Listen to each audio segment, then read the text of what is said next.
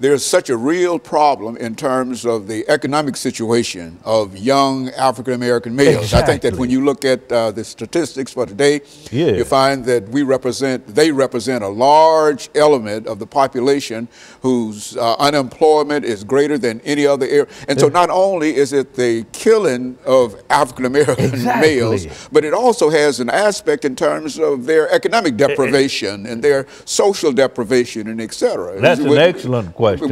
And we often forget that when we go on social media and we check out the Black Lives Matter movement, we think it's only about racial profiling and police brutality and misconduct. It's also about poverty and economic injustice. They're very much concerned. Alicia Garza and others who are heading this movement are concerned about poverty and economic injustice, about teenage pregnancy, about incarceration rates in the black community.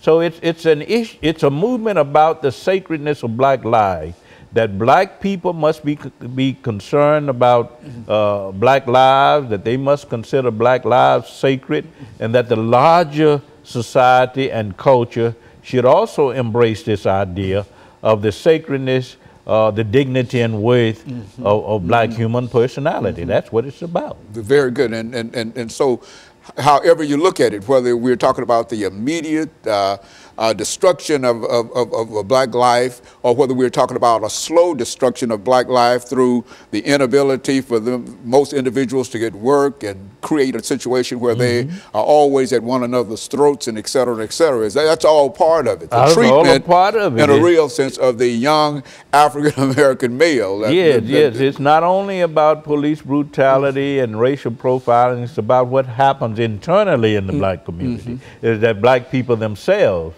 must respect the sacredness of black life, which means, hey, we have to deal with black-on-black crime, as well as police brutality and misconduct, as well as vigilantism, which results in the deaths of black males. We must deal with all of these issues. And of course, Dr. Baldwin, we're going to take this second commercial break, and we'll be back with our audience following this very, very short commercial break.